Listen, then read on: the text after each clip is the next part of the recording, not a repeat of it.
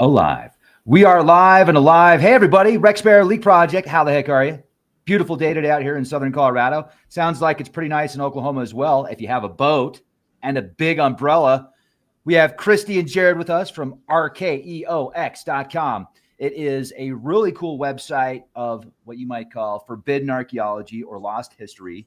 And a really cool upcoming expedition is coming up to Belize. If you want to be Indiana Jones doppelganger, this might be your chance. Check it out at rkeox.com.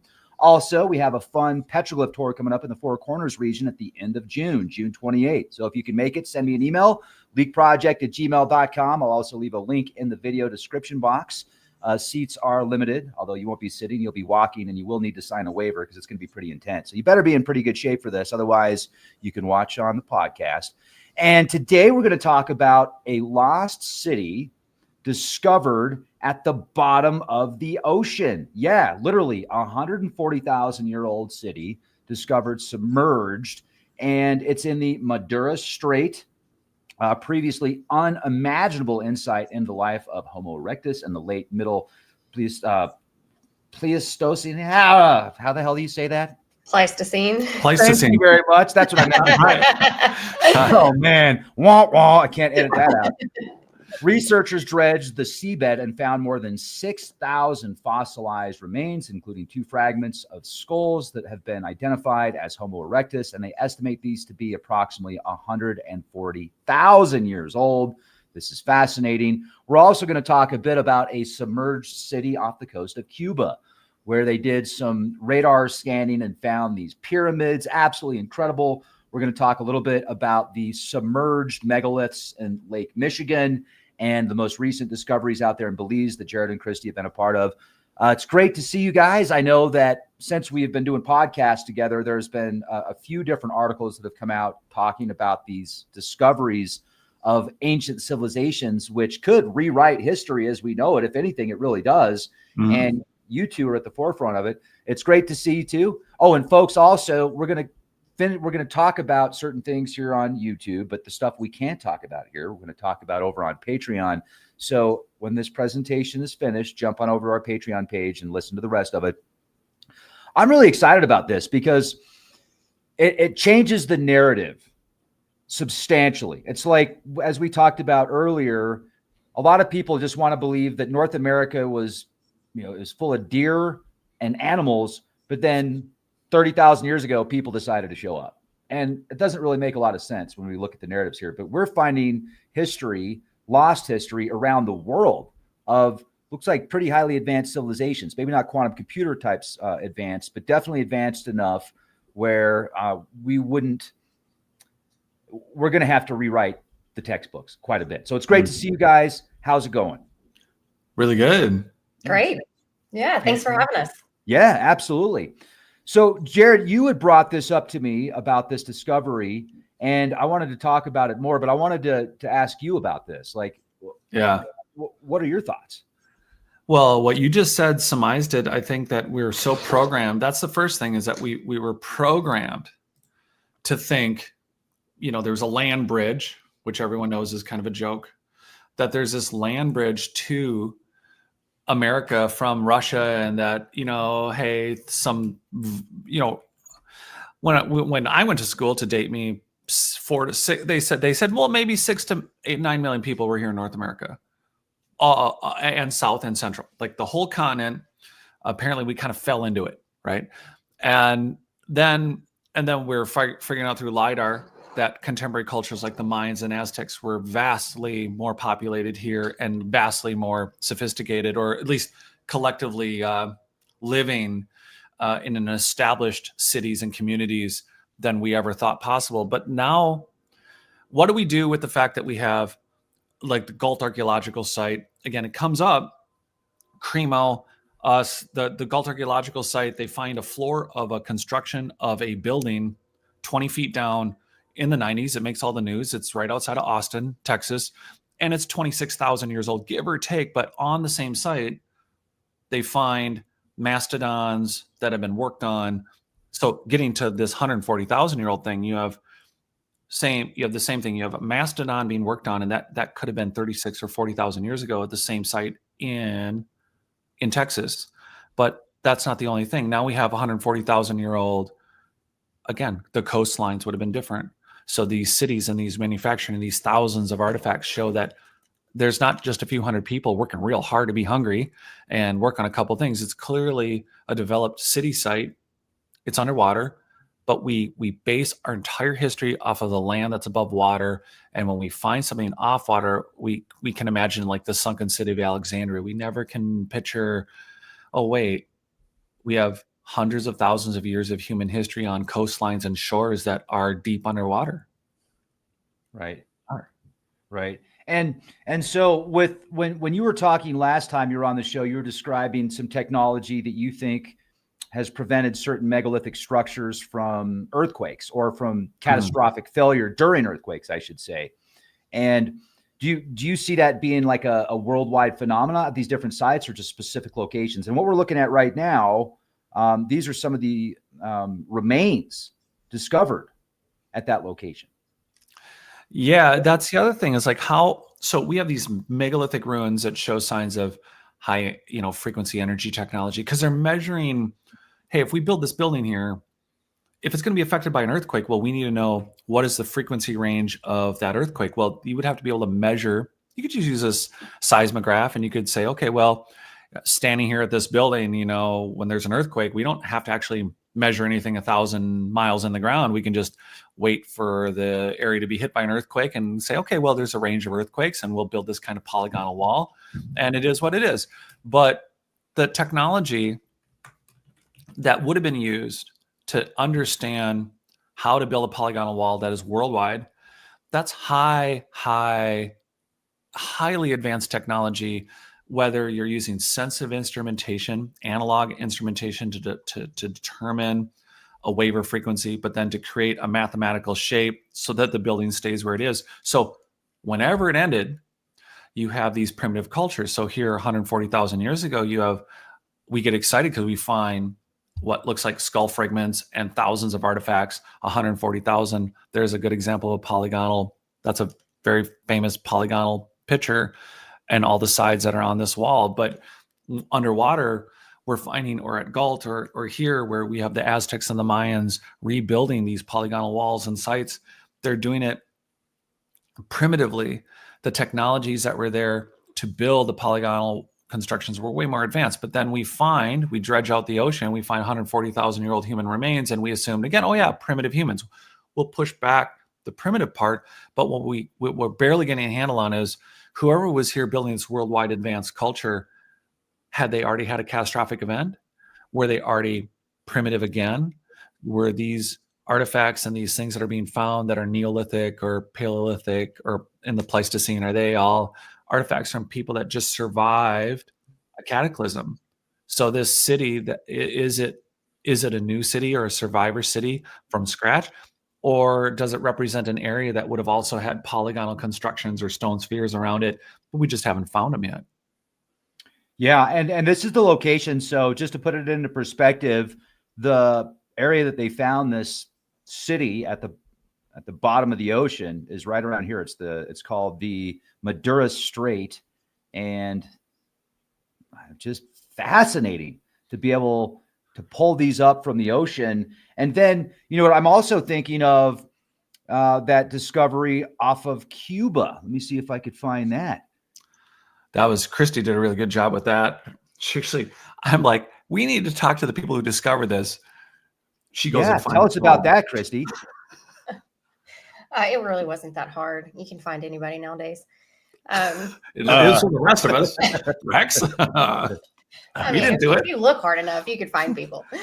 Okay, Sherlock, tell us more. He was amazing. He was so informative, and we didn't just talk about the sunken city of Cuba. We talked about all kinds of things: sunken pirate ships, recovering treasure for the Vatican. We talked about consciousness. The man runs the gamut. All the things that we're into. It was the coolest conversation ever. And his wife escaped. She was a Soviet, escaped the Cape KGB. KGB. I don't know why I say KBG. Because I know what she's doing. She's thinking about tell them how dramatic it was. Oh my gosh, she's running down. So they're after her, right? She's got a kid in each arm. I swear I saw a movie just like this. Yeah. But she has a kid in each arm, and she is just hauling ass, like down the runway, trying to jump on an airplane while they're shooting at her. She's trying to get out of Cuba, and the Soviets are chasing her with her kids in tow in each arm, and she is running down a tarmac to jump on an airplane to escape the Soviets. Yeah. From murdering her. They were shooting at her. Boy, this would have been the 60s, 60s, yeah. Late 60s. I know she got away, but it was pretty dramatic, and I thought it was a dramatic incident, but she gets away and she ends up marrying Paul Weinswig, and we end up, of course, having this massive sonar discovery off the coast of Cuba at 2,700 feet deep, and that puts us back. So here's an interesting thing: would the 140,000-year-old sunken city, now that this sunken city off of Cuba that you're pulling up, that's approximately, from the way I looked at the 1,700 meters, 2,400 feet deep. It would have been 50,000 years ago that this would have been above water. So are those people descendants of the people that are 140,000 years old? Are they the same people? Or are they contemporary? Are they just parallel lives? Are they just primitive people? That's what I've always wondered. Is there primitive people living alongside advanced people? Well, I mean, let's talk about this for a minute, because most people will assume it's one or the other. Most people will assume that all people 100,000, 50,000, 200,000 years ago were what we would term primitive. Yet, let's look at people today. You have people that live in the mountains, people that live in the woods, people that live in shacks and trailers and cabins, and people that are still nomads. And then you have those that go to a laboratory and work on computer technologies with microchips that are so advanced you need super magnifying glasses and high-end technology and robotics, etc. But there's still people out there that are living off of the land. So what's to say this is anything different? Like civilization, you've got people that are highly advanced and then those that are living off the land. So, and it's a lot easier to find a 240,000-year-old bone versus something that could be high technology that decayed and basically eroded back into the earth. But I think what we're finding is both. From, when we make these discoveries, I think we're finding that these discoveries are coinciding with each other. That we're finding primitive artifacts as well as advanced technology. And so I think that that's proof enough that we coexisted, that varying levels of intelligence coexisted on the planet, whether they were, off planet or otherworldly beings, or just advanced humans. I think either way, I think that you're right. And I think that we coexisted, with advanced people and less advanced people. We're finding a lot of megalithic structures, which are highly advanced, but publicly, have there been any tools from that time period that we could say, oh, they cut the pyramids, they cut the stones with laser precision, and they used this technology?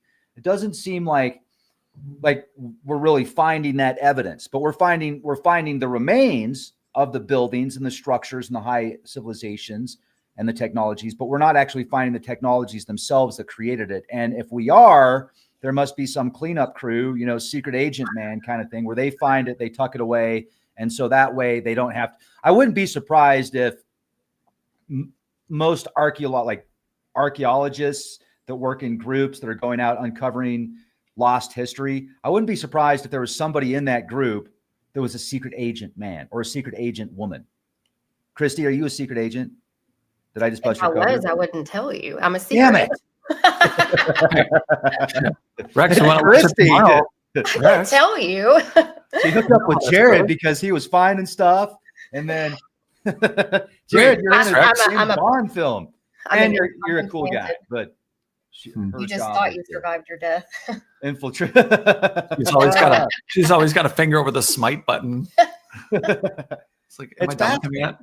It's fascinating. But like all jokes aside, which there's probably truth and humor to the possibility of there being secret agents out there. I don't really think Christy's a secret agent, but like she said, she couldn't tell me if she was.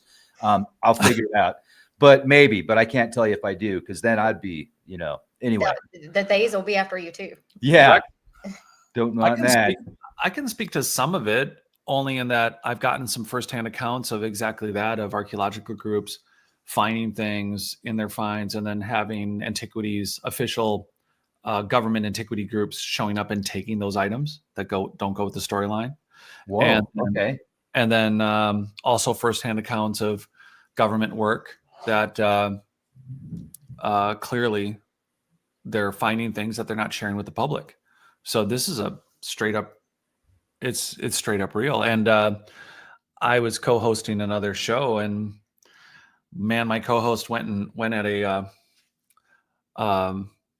another military. I guess I'll keep it vague enough. I guess, but it takes some effort to figure it out. But they also confirmed from someone very high up. Dude, right when you started talking about that, we got booted. Did we? We literally got booted for what? What? I swear, you go back. That was classic. What just happened? We got booted for real? Were you telling us some personal experiences? Then we got disconnected. I just said I've heard firsthand accounts. Okay. You've heard firsthand accounts. I don't have personal experience. I just have firsthand accounts. Are we booted or no?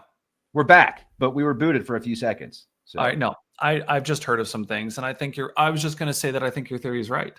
I think you're I think that there's definitely a narrative, and there's definitely things found, and I don't think it's that subversive. I don't think they need to embed anybody. There's just a straight up the responsibility of some of these antiquities group departments are to make sure that they oversee. I didn't say sear, oversee these archaeological digs and make sure that what's found is secured for future. What would we say? Raiders of the Lost Ark museum or storage facility sort of containment. Yeah. So yeah, but to her point about, I'm going to ask you and Rex this question. Okay, shoot.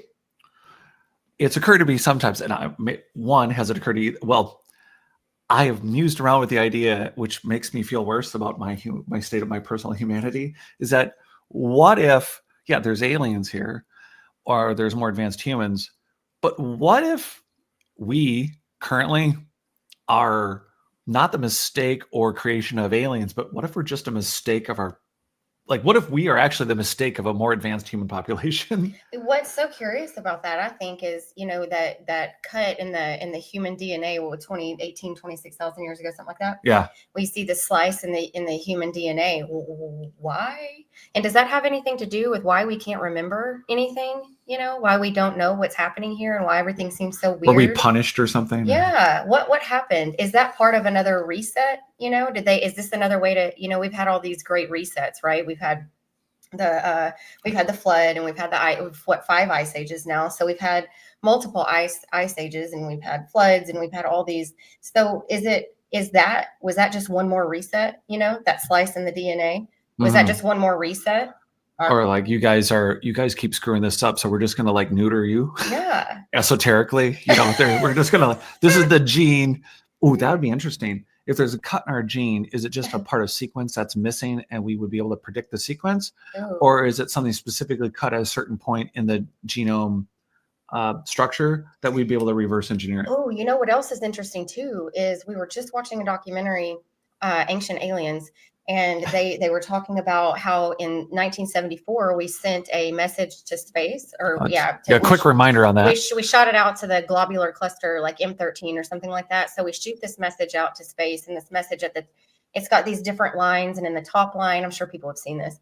In the top, it's like a number sequence 1 through 10, and then you've got like a human DNA sequence in it, and so I'm wondering that human DNA sequence, if they laughed at it when they got the message, and they were like, they think they know what their DNA looks like, but we have a piece of it here. That's a good point. What if that whole message from space was actually? All right, we digress. But what if that message back The crop circles. circle. Let's make sure that people listening know that we Yeah. actually in 2001 received a message back from space in the form of a crop circle, and it was almost an identical match to the message that was sent, same sequence, well, similar sequencing, except that one of the biggest differences that I noticed at the as soon as I saw it was the depiction of the human on the message that we sent versus the depiction of the being that was sent back. To me, it looks like a small little gray person. Yeah. What if it was a modification menu? What if it was like, hey, if you guys want to talk, you need to take this sequence down. Yeah. And figure it out.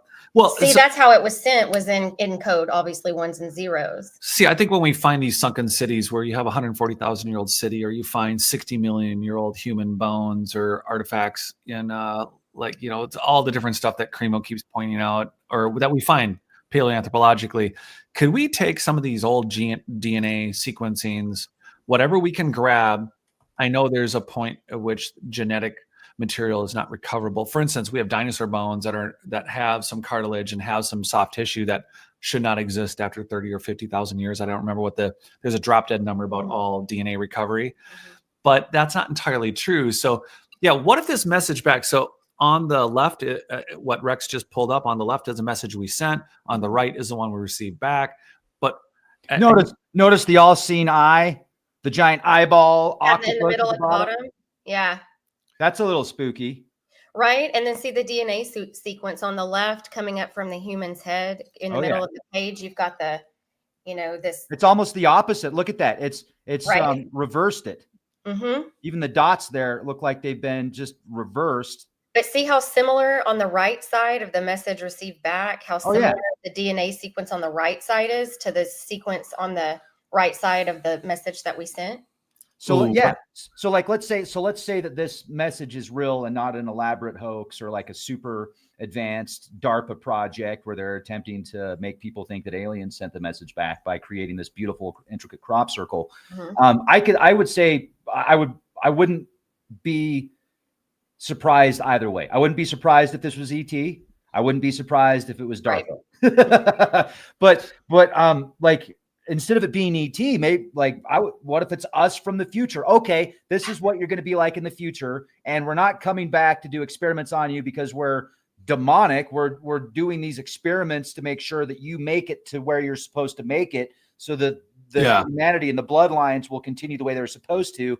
And I know people personally that have had ET experiences with the Greys that scares the hell out of them, and they refer to them like in biblical terms as fallen angels. And I'm like, well, first of all, I would never call them a fallen angel. From my own personal experiences, but at the same time, why would they try and? Because they're like, well, they're trying these people that I'm referring to that have had these experiences that look at it from a biblical standpoint. They typically think that these Greys or beings are attempting to create a hybrid race so that they could fight Jesus. And I'm like, well, okay, but why would? But then they'll also say.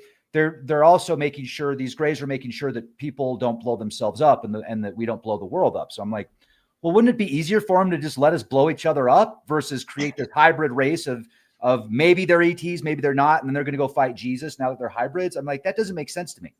How does that make sense? Fight Jesus. He's so peaceful. Unless you get the Kung Fu grip one with battle damaged chest.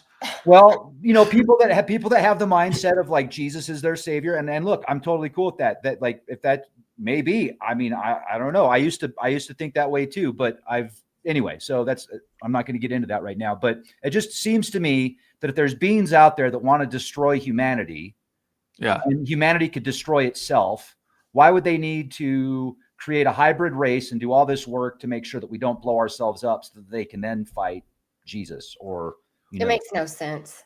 It makes no sense. It makes about as much sense as the Anunnaki coming here to mine gold or creating humans to be slaves.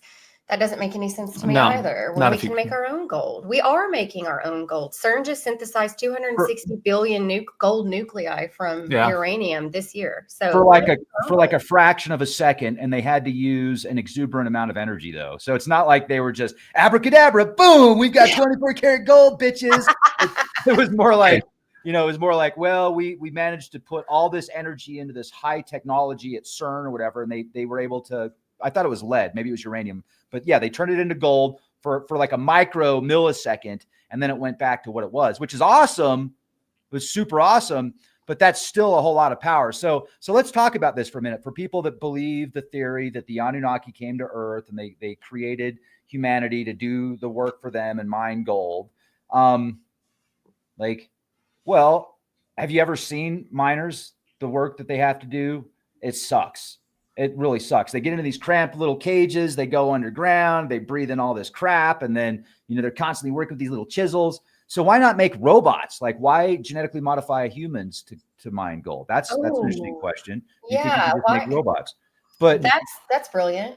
But maybe the Anunnaki were like, let's maybe it was more of an experiment. Like maybe they're like, this is interesting. They're almost as smart as us. Some of them are really smart. Maybe we should put some of our genetics into them and just see what happens. Like, I don't know. It might be a fun experiment. Kind of like if we went to another planet and we're like, oh, look at those gray things. What if we put some of our DNA in them? Maybe they'll have a little more personality. They just seem to just be walking around like robots right now. I mean, it doesn't make sense. And especially when you think of just mining gold, but I could definitely see a highly advanced civilization being like, oh yeah, let's make this our planet. Let's create our planet. And then maybe that's why certain bloodlines are so important at specific levels in politics and specific positions of power, because that bloodline goes back to a specific change in the world, whether the Anunnaki are from here or from another planet or another star system. But the theory of them just coming here to create humans to mine gold, I agree with you. That doesn't make sense. But they could be used to mine gold. Once they did it, they could be used to bring us dinner. They could be used to go, to go out and work in the gardens and to be our entertainers, because we need some entertainment. Yeah, they need clothes. Yeah. So I don't know, but I'm not convinced that the Anunnaki came here and modified humans for gold. I agree with you on that. I think it'd be a lot more complicated. At the same time, I wouldn't be surprised if space travelers did visit us at one point in time and set up shop. And the only history we have of that are these tablets that are 6,000 years old that are like stories that were probably talked about 60,000 years before that. Mm-hmm. Yeah, there's too much. A lot of people, it doesn't sound fun. We think of quantum computing, but the subject is spintronics. And if you start looking up articles by using spintronics, you're going to learn about what might on the surface appear to be super boring, but think more Star Trek, literally walking into the cafe and ordering a meal and having it materialize or dematerializing a human, and the technology involved in going beyond light speed. The technology is quantum. And nice. What are you laughing about? Retro-Roman. That's a good one. Aliens won't. They hide underground and in water. Aliens wouldn't come from 100 light years away to catch our herpes and get pollution and cancer habits. Right. I would agree. So look, Rex, I don't think you're so good about Googling stuff and figuring it out. There's a picture when I was writing my first book, there's this famous picture of a world map, and they did it out of 18 hydrogen atoms. That's us. So if you're Anunnaki, you could pretty much take any subatomic particle and you want to make gold, you can make gold. And I don't think that I don't think they would come for gold. On the other hand, while you guys were debating, my movie mind was going, or while you guys were chatting, you remember when that screen was up with the DNA sequencing? Mm-hmm.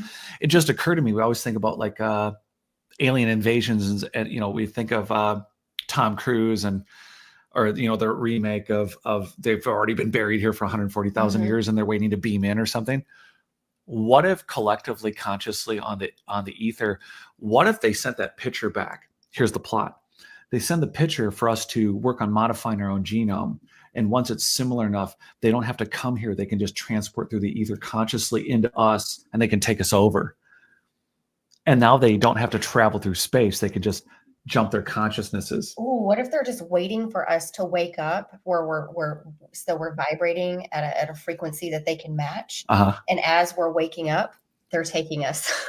Yeah, that's how they do it. Maybe that's how they do it, because you can't, it's frequencies, right? Yeah. You can't, not resonating right. It doesn't resonate right. So your frequency has to match, right? But yeah, and for earlier, there was a comment, and I don't want to go full circle backwards. Well, we should sit with this for a second, right? Okay.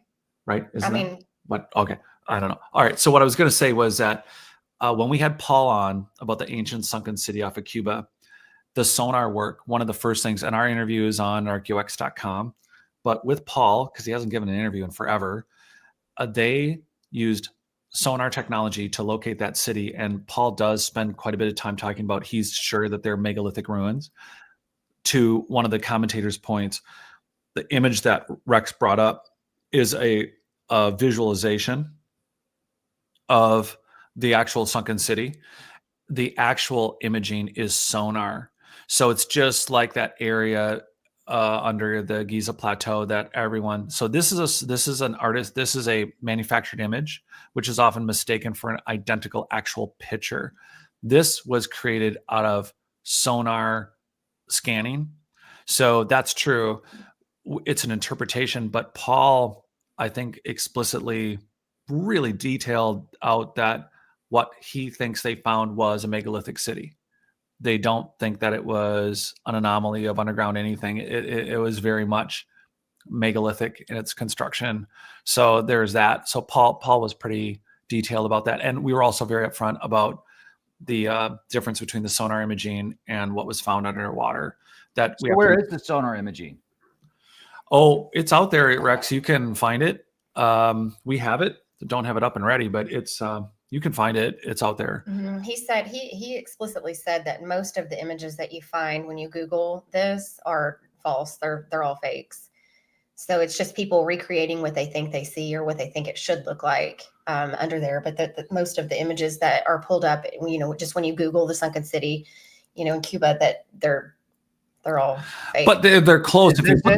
Is this it right here? That's some of them. Yeah. That's this one, yep. Right here.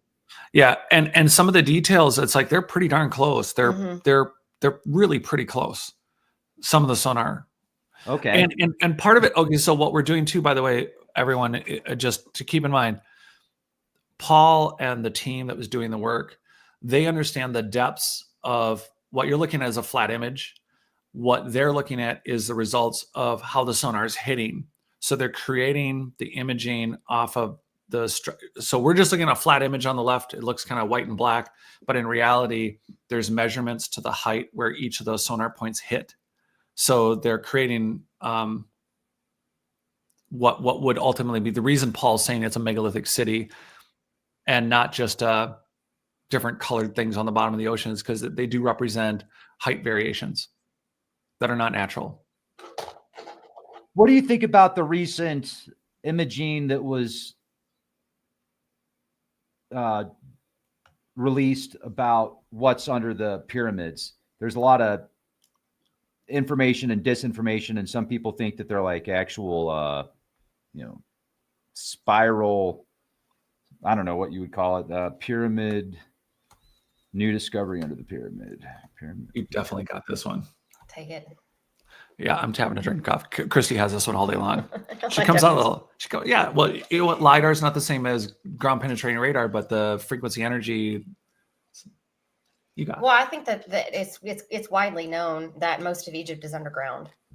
So while this is a new discovery to the public, I think that anybody that has anything to do with Egypt knows that most of Egypt is underground, and so it's not really a surprise. I think that this is what we've discovered, and this is it. See all these images that have been recreated. Can you, or we can make it bigger? No, he has to do it. No, I can. Oh, you just want to see it bigger, yeah. Like this. Yeah.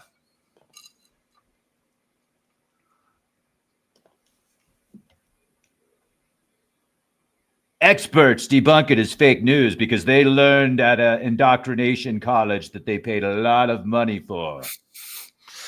Watch it, Rex. So it must be fake because they didn't know about it first. It's a thing in Egypt too. These like Egyptologists and stuff, they can only speak, they can't speak out of their own personal opinion about what they theorize is happening over there, or what they think the truth is. They're only allowed to publicly speak about what they've learned academically. They can't, it's like heresy if they speak out of, not if they want to be funded, if they want to keep their jobs, if they want to continue to learn, dig, discover, research. They can't say, well, this is what I really think is going on. They can't do that. They can only speak on what they've learned academically. Yeah, Mohammed Ibrahim, Yusuf Ayawan. I mean, people are familiar with them, and they're willing to speak up, but they're not Egyptologists. Their income is not based on. But each of them are touring extensively into the underground structures and that was the thing that blew my mind, Rex. The first time I interviewed Mohammed he's like, Jared, most of Egypt's underground. I'm like, oh yeah, it's been buried by sand. And he's like, no, they're not under sand. Most of Egypt is massive constructions, megalithic, and they're underground, as in they were built to either be entirely underground or they're not buried cities. They're full on cityscapes underground, and they're connected. They're interconnected under the pyramids. They connect, and for miles they go on for miles. And he's like, they're just not, it's just not discussed, but most of Egypt is underground. So that would be a fun series. That's Stargate 2. Yeah, so I think Stargate was based off of a true story. Like, I'm almost convinced. What are your thoughts? It's hard not to. I mean, I remember seeing it. That was definitely, Stargate stays in my list of like what inspired me to just look into it, to dig, to look further into it. I mean, from the time the movie came out, it's brilliant. It's well done. And it absolutely combines fiction and reality, where it's like, oh crap, I think this might be really close to the truth. Right. Well, so then the question is, let's say Stargate's real. This Stargate that connects another planet, another civilization to Egypt, are they human? Are they not human? Or maybe they're advanced humans. Maybe they're humans from the future of us. Maybe they're us in the future. I don't think that, I think that it's all theory. So it's hard to say, like, there are like there are 4 main species of extraterrestrials. You've got your Pleiadians, and you've got your reptilians, and you've got your grays, you've got your tall grays and your short grays. And so you've got, so it's kind of like, who are they? And are they maybe us in the future? Maybe we find ourselves having to evolve, to the environment of the planet we're living on after we're done destroying it. Like maybe that's why we're gray in the future. Who knows? I don't know. If you'd only recycled, Mom. Right. But so I think that it's hard to know if extraterrestrials are part of our, I mean, everything. Then you go back to like creation, and it's hard to say, how did everything start if there is no beginning and there is no end, and we're all just eternal souls. Is this just a loop? Is this actually my soul in the future that's coming back? Like, do we have multiple, like what if there's multiple versions of us in a multiverse, right? And then how do we know that these people aren't shit, life is complicated. No, it's not. Two trains leave a station. Well, I guess what I'm trying to say is, how do we know that all the extraterrestrial species that we think we know of aren't actually us? How do we know they're not us? And we've just evolved in different ways, because if time isn't linear and everything is happening all at the same time right now, and all we have is now, then think about how hard is it to wrap your mind around, okay, we're here now, in the present, but we're digging up the past, which also exists now. Right? So how just life as a whole, I'm trying to keep it in my head straight so I'm not confusing everybody. But when you're looking at past, present, and future, and we're digging up the past, and we're saying, okay, there were ancient civilizations before, advanced civilizations before, hundreds of thousands of, maybe millions of years ago, there were advanced civilizations before. And we look at it like it's the past. But what we're seeing is, as we're digging these things up, they're so similar to what we are as beings. Their DNA, the Cremo's, the femur bone, the 2 million femur bone, is an exact match to human DNA. So what does that say? Is it us from the past? Are we being reincarnated? Is this a continuous loop we're just, like visiting ourselves in?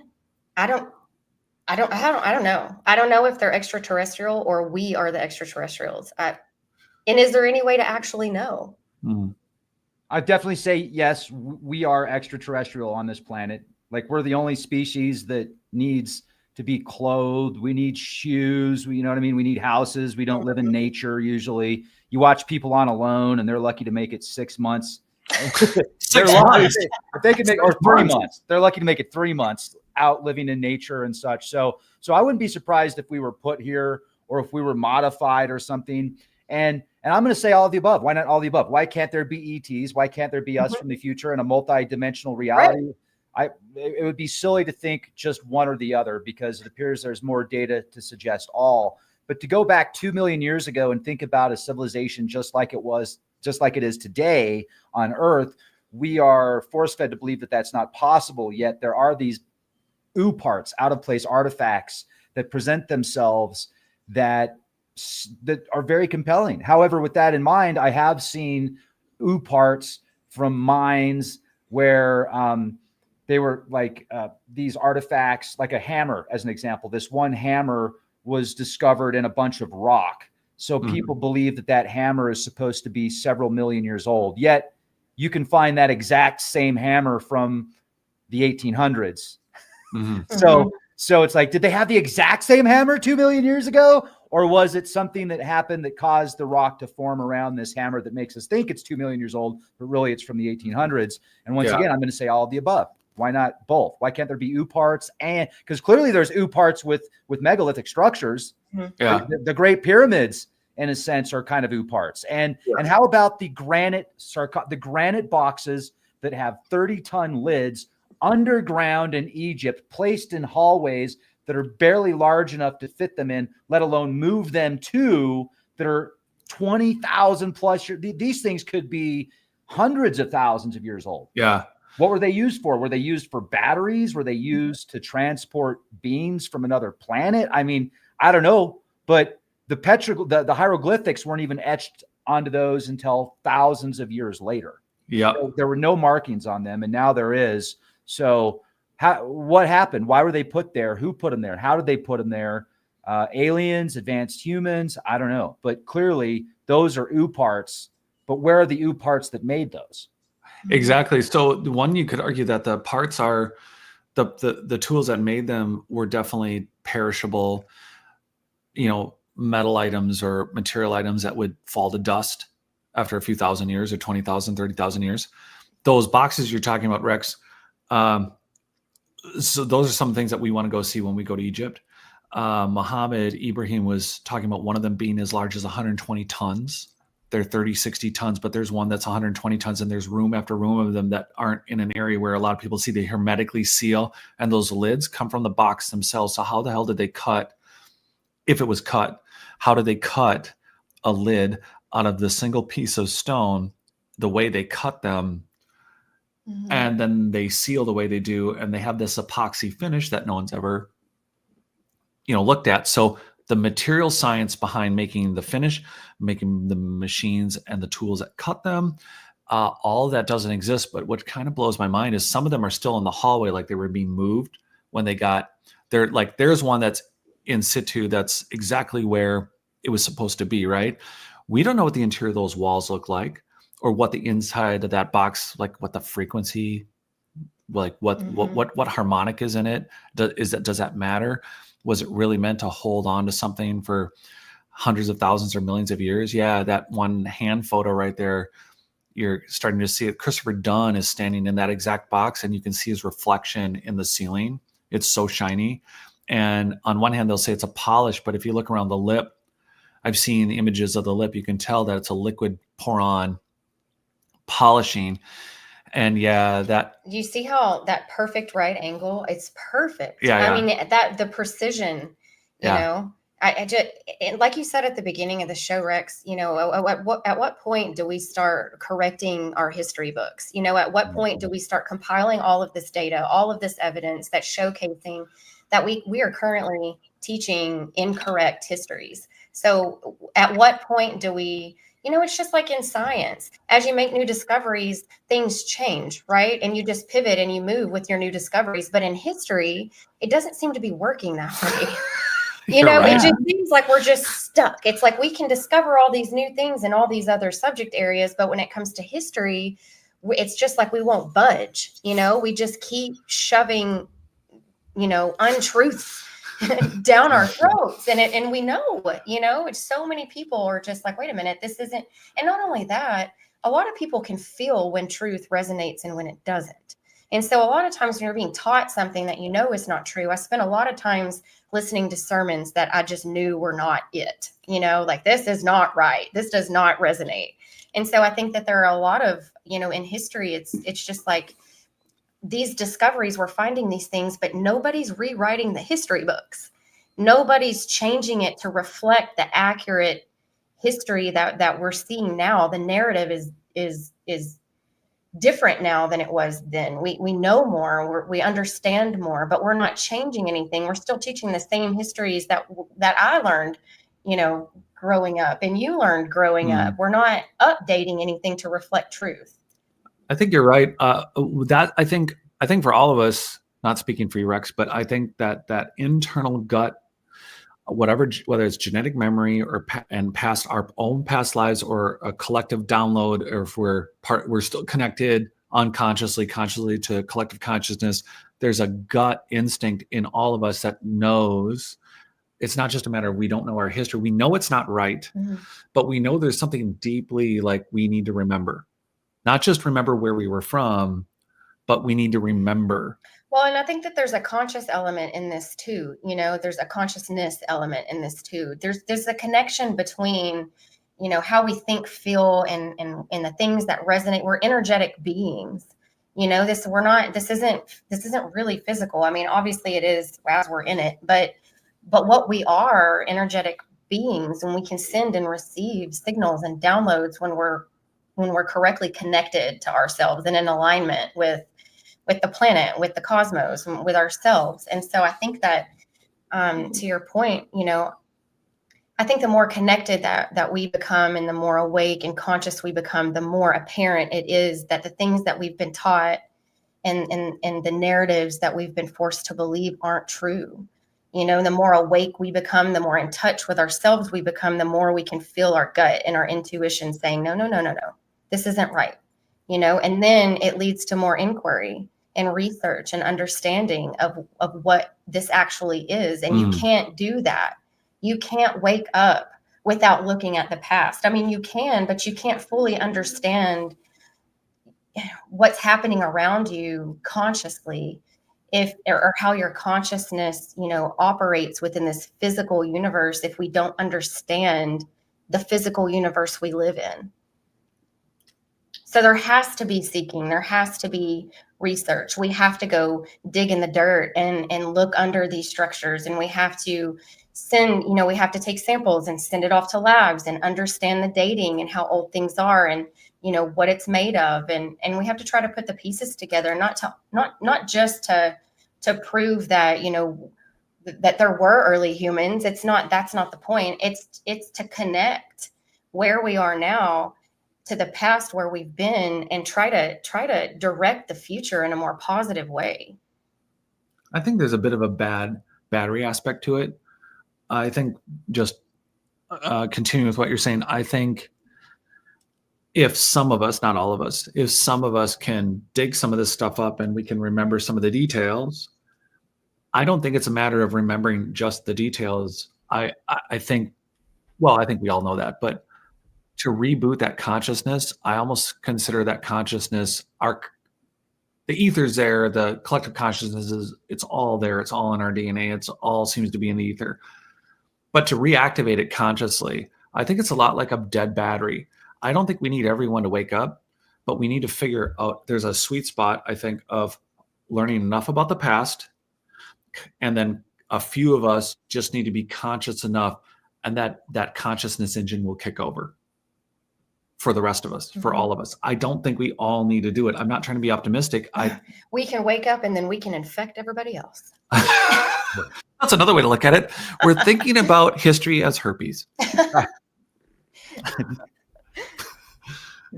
I mean, leave herpes out of it. So you're saying that is this the Patreon part? No, we're not. We're going to be over. So, folks, we're going to jump over to Patreon in a few minutes, and we're going to be talking about stuff that we can't talk about here that we can talk about there. So, jump on over to our Patreon after this Patreon Leak Project. You can be a Patreon for like $5, and it's totally worth it because not only will you get access to the rest of this conversation, but hundreds of hours of exclusive interviews that you're only going to find on our Patreon page. But one of the things I did want to mention, Bonnie asks if you can remote view into the past 100%. A real remote viewing session. Just let's talk about remote viewing for a minute. There's people out there that'll close their eyes and said they remote viewed Antarctica. They're like, okay, I'm going to remote view Antarctica real quick. Hold on.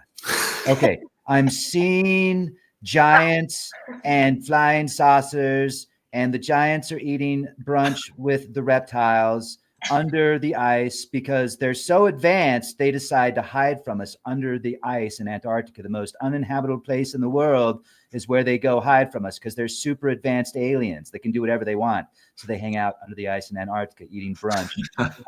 I just came back. It was amazing. So that's not remote viewing. You might be seeing that. I'm not saying you're not seeing that. You're probably not, but you might be. That's your imagination. Now, people's imagination can take them to other places, though. But a real remote viewing session is like, okay, here's a piece of paper. This piece of paper is in an envelope, and there's a number on that piece of paper that doesn't have any real significance except for I know what that number is linked to because I've linked that number to a place on Mars. Let's just use this as an example. So I'll give the envelope to the person that's supposed to do the remote viewing, and they won't open the envelope. They'll just take the envelope and they will remote view the location from that piece of paper that has a number on it because the person that put that number on it knows that number links to a specific location. So they're remote viewing a location based on no coordinates, no nothing. Here's a piece of paper, remote view it. And if the person that does the remote viewing has a envelope that's sealed that shows the location that they're supposed to remote view separate, they can verify they remote viewed that location if they have a hit. They have a match. They write down what they saw. Then if that links to what that person has tucked away, that is called a blind study remote viewing session. The military has military protocols for remote viewing, so it's not just using your imagination. If you know what you're going to remote view before you remote view it, that takes away the military protocols. In military protocol remote viewing, you can remote view the past, you can remote view the future, you can remote view the present, you can remote view anywhere. That's the difference between imagination and remote viewing. I'm not saying people that use their imagination don't pick up what's out there, but those are two different protocols. And yes, you can remote view. And one of the things that was declassified on the CIA's website, cia.gov/vault, I think, was a remote viewing session done in the 90s where the subject was given coordinates to Mars. And they remote viewed Cydonia Mars, which is where that face is on Mars and those what looks like pyramids. And then they tried to debunk that years later. Well, the person remote viewed a highly advanced civilization on Mars approximately 1 million years ago that was wiped out from a major asteroid, which sounds very much like when Venus went Medusa, when Venus turned into Medusa. Like Venus had something caused Venus to go out of orbit. Velikovsky describes it as a comet. I don't necessarily agree with Velikovsky's theory about it being only a few thousand years old. I think it's probably far older than that. But in these remote viewing sessions, this person remote viewed the past, the present, not the future, but remote viewed what happened to Mars and why they had to leave from Mars and come to Earth. And I wouldn't be surprised if some of the people that are ruling the world today are not from Earth. And we're going to talk about that over on Patreon. We're going to get into the controlling mechanism that could very well be orchestrating almost everything you see, almost everything you touch, almost everything you experience, almost everything you learn about is controlled by a very select group. We're going to talk about that over on Patreon. Folks, if you want to have an awesome experience, there's two amazing opportunities coming up that I wanted to share with you real quick. And it would definitely be worth your while to attend. The first one, this is just a local adventure. And if you want to be, if you want to go out and have some fun, check out some petroglyphs, hang out with Diamond and myself, Diamond from the Oppenheimer Ranch Project. We do these petroglyph tours every year, and we're going to look at some locations that aren't even on the map.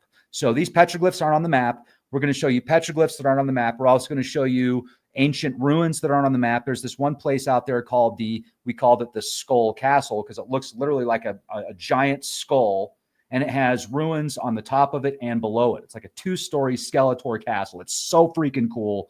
That's coming up at the end of June. So I'll see you in a few weeks for that. Get your 5G blocking gear. This will literally block 4G, 5G, EMF radiation at tinfoilcap.co.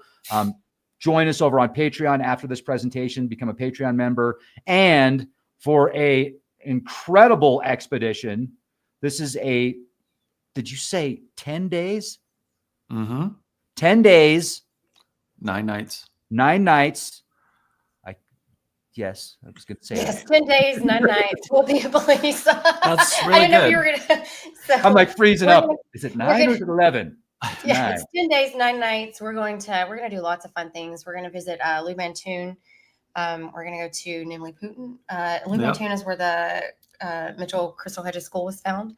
And then we're going to do a cave tour, which is under a cave system that runs through the mountains. That top left picture, we're in it right there. It's got 80-foot ceilings on the inside. It's just massive, and it looks like something out of like Lord of the Rings or definitely not Harry Potter. It's really amazing. So there will be a lot of there will be opportunities for yoga, breath work, meditation, lots of interesting conversations. The RQX actual working site where we did LiDAR work and we're clearing ruins and discovering more and more. And it should be really fun. Yep, we're going to install some solar panels at a school in a village in Belize. So you'll have opportunities to plug into some humanitarian work if you're interested in that as well. Yeah, you should come. That's at the end of July, but sign up on rqx.com. That's what I'm talking about. It's going to be a hell of a lot of fun. Folks, I really appreciate you being here with us. I think you're amazing, and definitely want to check us out over on Patreon after this. We'll be over there in a few minutes. So I'll see you over on Patreon. Do us a favor, hit the bell, hit the thumbs up, share this video out, because for whatever reason, like, I don't know, you got 400,000 subscribers, and when only a couple hundred show up from notifications, it makes me question where all the notifications are going. I don't know. But I guess you're dangerous when you're talking in the basement about lost history. So, there's things that are way more important that need to be shared out. And, actually, I'm starting to take this as like a badge of honor almost. Like, I've got 400,000 amazing subscribers, and then 5,000 people show up for a video. Like, well, wait a second. Where's the disconnect here? What's going on? Well, yeah, man, there's this tweet about this tariff that's out there, and the iPhones are going to cost more money now. That's the stuff that I'm going to get my notifications for. Tariff increase on an iPhone, or just some ridiculous celebrity gossip, or stuff that really doesn't matter. That's the stuff that's getting hundreds of thousands of views, millions of views. Like, that's the static. That's how they keep us distracted. Yeah. That's what's important. We need to know about the Diddy parties. You got to be able to look at the information that's being disseminated and know, is this a distraction or is this truth? And just, if it's a distraction, put it away. Yeah. Yeah. Like, put away the lube, Diddy. Yeah. I don't care. You and your Hollywood freak offs, go back to Hollywood underground basements. And maybe they're everybody out of it besides your weird circle. Anyway, what's that? Yeah, no, Hollywood's weird. If they're weird. Oh, geez. And all the time, like, what are they doing with their lives? They're making all this money, and they help, and they do what? They're not only confused, they're doing horrible things to people. Look what Mark said. Mark, you're funny, man. Yeah. What That's exactly right. Yeah. Great idea, Mark. What we really need to learn about is the tariff freak-off parties that they have over there under the iPhone. On the island of terror freakout parties? On the island of terror freakouts? We don't care about 140,000-year-old civilizations or pyramids under the coast of Cuba. We have more important stuff to watch. Anyway. I don't care how connected I could be consciously. I care about the drugs I could take tomorrow. And the tariff lube. All right, that's what we really need to worry about is tariffs on the lube. What more on Patreon could you grease our wheel with? Apparently, that's really only going to affect Diddy and porn stars. So, well, things are getting really awkward here really fast. We're going to jump on over to Patreon and talk about stuff that's more important than tariffs on lube. See you on Patreon, folks. Have a beautiful day and be the change you want to see. And remember, the last 5 minutes of this was for entertainment purposes only.